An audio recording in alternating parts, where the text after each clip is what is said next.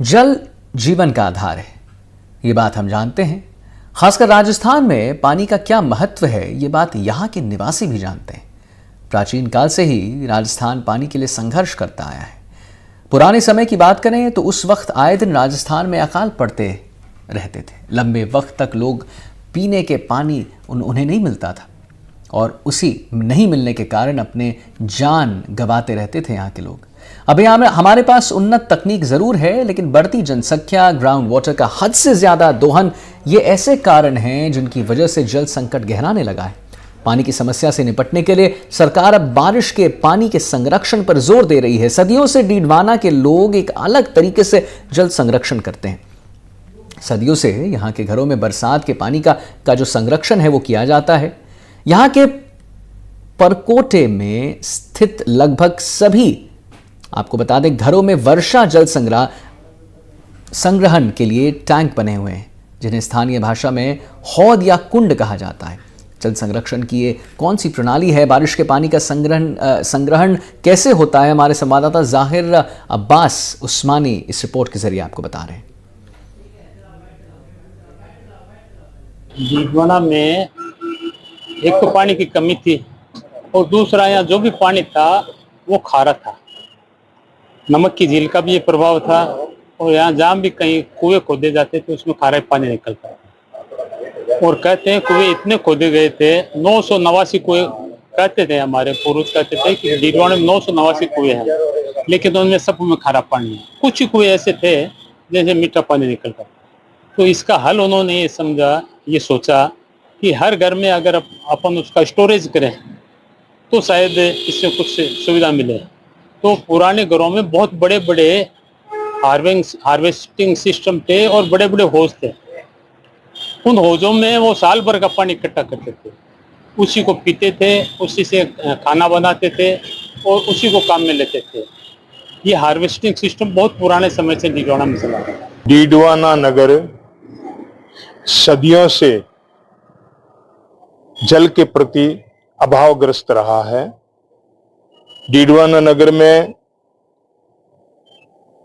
पूर्व में भी जब जल की व्यवस्थाएं हुई हैं, वे सब व्यवस्थाएं खारा पानी होने के कारण अनुपयोगी रही हैं।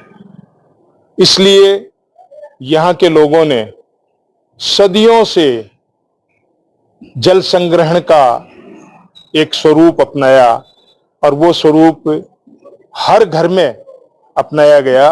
किसी के पास मकान कच्चा हो या पक्का हो, लेकिन वो अपने घर में हौज अवश्य बनाता था और हौज में वर्षा का पानी इकट्ठा करना यहाँ की परंपरा रही है। आज डीडवाना नगर के पुरानी बस्ती में कोई भवन, कोई मकान ऐसा नहीं है जिस मकान में कुआं नहीं, हौद नहीं हो। और आसपास में अगर कुआं भी है तो भी उन्होंने कुएं के पानी से ज्यादा महत्वपूर्ण वर्षा के पानी को माना और वर्षा के पानी के संग्रहण की व्यवस्था प्रत्येक घर में डीडवाना की एक परंपरा रही है। वर्षा का जो ये जल एकत्रित किया जाता था, न केवल घरों में बल्कि मंदिर, प्राचीन मंदिरों और मस्जिदों में भी बनाए गए थे। इसका जल कैसे साल भर तक किस तरह से शुद्ध रहता था? हौज पहले चूने द्वारा निर्मित किया जाता था।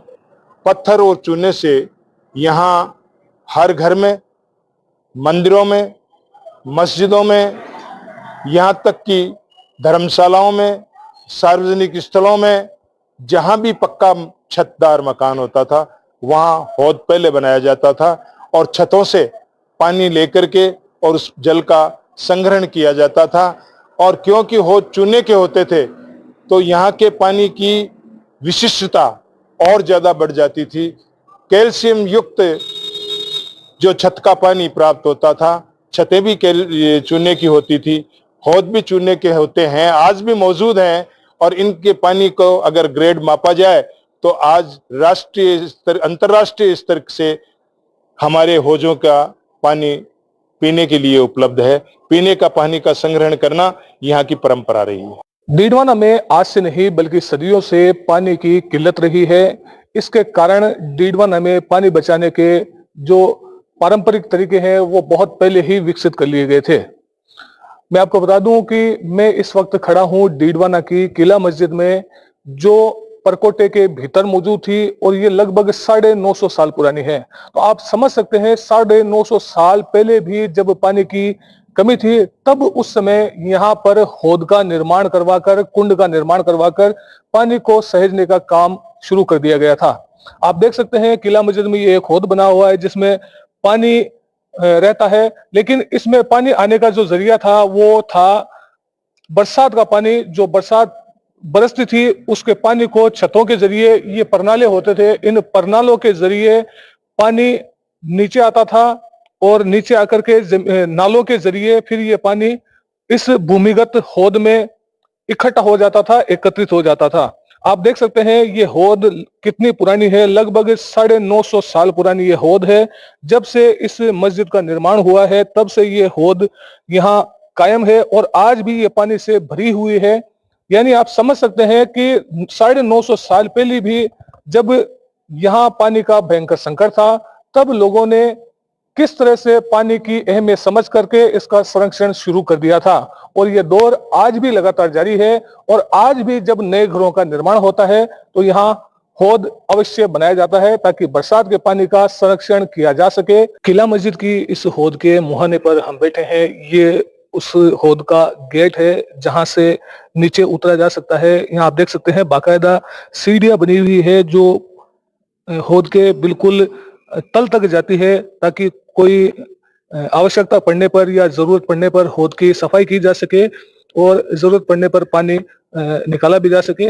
ये हौद को साफ करने का एक तरीका होता था ताकि हौद में नीचे जाने के लिए बाकायदा सीढ़ियां बनाई जाती थी। और अब हम हौद में जाकर देखेंगे और आपको बताएंगे कि किस तरह से हौद का निर्माण किया गया था और किस तरह से यहाँ पर पानी संरक्षित किया जाता था। जब इस मस्जिद का निर्माण किया गया था तब ये हौद बनाई गई थी। आप देख सकते हैं बड़े बड़े पत्थरों से ये निर्मित है। इन पत्थरों को सिरदल कहा जाता है। ये सिरदल इसलिए होते हैं ताकि जो ऊपर बिल्डिंग का या भवन का जो वजन है वो ये बड़े बड़े पत्थर उठा सकते थे। आप देख सकते हैं इस हौद में पानी भरा हुआ है और बीचों बीच एक कुंड भी है। ये कुंड इसलिए बनाया जाता था ताकि जो पूरे हौद का जो कचरा है या गंदगी है वो इसमें आ सके और यहाँ से इसकी सफाई की जा सके। आज भी हौद में पानी भरा हुआ है और आप देख सकते हैं किस तरह से पूर्वजों की जो सोच थी पानी बचाने को लेकर किस तरह से कामयाब रही थी और आज भी यह जल संरक्षण के तौर पर काम आती है। आज सरकार द्वारा भी घरों में हौद बनाने को प्राथमिकता दी जाती है, इसलिए आज भी लोग अपने घरों में हौद का निर्माण करवाते हैं। हम इस वक्त हैं डीडवाना के कोट मोहल्ला स्थित एक मकान पर। जो ये मकान है पवन जी तिवारी का, जहां लंबे समय से जब ये मकान बना था तब से हौद मौजूद है। आप देख सकते हैं यहाँ घर में हौद बना हुआ है और घर की महिलाएं जो है वो पानी इस हौद से निकालती हैं। हर साल ये इसी तरह से पानी निकाला करते हैं। ये पानी शुद्ध माना जाता है क्योंकि बरसात का पानी होता है जिसको सहेजा जाता है। आप देख सकते हैं किस तरह से एक जो बाल्टी होती है जिसको आम भाषा में डोली कहा जाता है, इस डोली के जरिए ये रस्सी से बांध करके इसको हौद में डुबोया जाता है जिससे पानी भर करके निकाला जाता है। फिर इस पानी को पास के किसी बर्तन में निकाला जाता है। हम बात करते हैं घर की महिलाओं से कि किस तरह से वो काम करते हैं और कितने समय से ये जो पानी है इसका उपयोग करते हैं। ये पानी की जो शुद्धता है उसके बारे में भी जानने का इनसे प्रयास करते हैं। ये पानी जो है आप किस तरह से संरक्षित करते हैं और ये कितने समय तक आपके काम आता है? ये पानी हम छत साफ करते हैं। छत साफ करने के बाद में धो के फिर इसमें लेते हैं हम पानी। ये पानी है जो खाने पीने के काम में आता है और शुद्ध होता है, इसमें कोई मिलावट नहीं है। ये काम सदियों से है, ये हमारे मतलब 25-30 साल से है। ये पानी जो आप सहेजते हैं ये क्या पूरे साल भर काम आता है?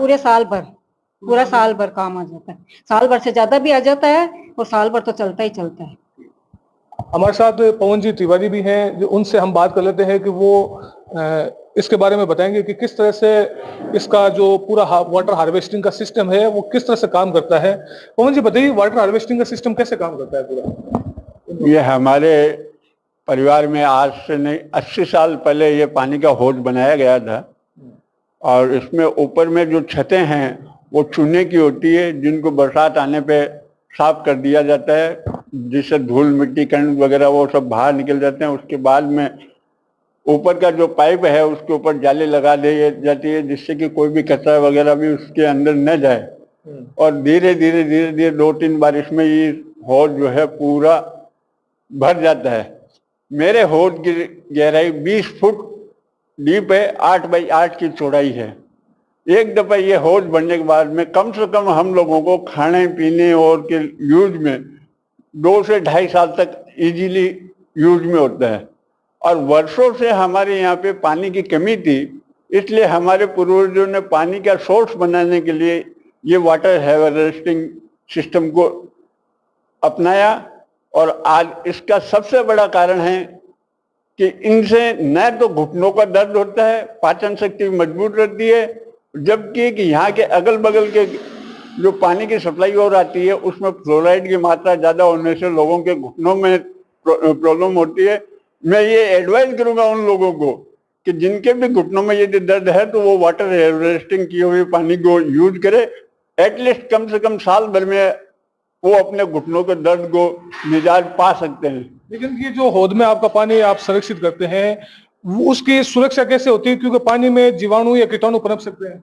नहीं, इसमें जब ऊपर में किसी भी तरह का डस्ट वगैरह या अन्न वगैरह या कोई भी चीज नहीं है, ये पानी नेचुरल फिल्टर होकर के आता है। और ज्यादा यदि कभी मान लो कभी कभी हो तो आप इसमें थोड़ा सा फिटकरी डाल लो, तो जिससे कोई भी इसकी गंदगी वगैरह है या और है तो वो सब नीचे तली में बैठ जाती है, पानी एकदम फिल्टर हो जाता है और उसमें कोई भी साइड इफेक्ट नहीं होता है।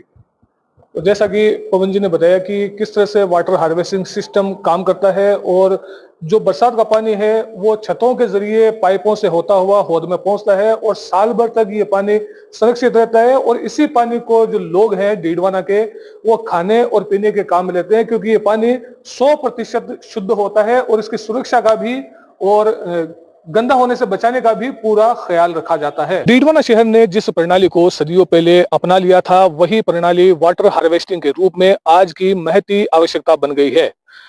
प्रकृति के अनमोल खजाने पानी को सहेजने का जो काम सदियों पहले डीडवाना के पूर्वजों ने प्रारंभ किया था, उसे डीडवाना के लोग आज भी जारी रखे हुए हैं। इस कारण डीडवाना को जल मित्र की संज्ञा दी जाए तो अतिशयोक्ति नहीं होगी। जरूरत इस बात की है कि डीडवाना शहर से अन्य शहर भी सीख लें और पानी बचाने में अपनी भूमिका निभाएं। वहीं डीडवाना की ये उपलब्धि राष्ट्रीय स्तर पर अपनी पहचान बनाए और इसे आभा नगरी के साथ ही जल संरक्षण की नगरी के रूप में भी जाना जाए। डीडवाना से जहीर अब्बास उस्मानी, एनडीटीवी।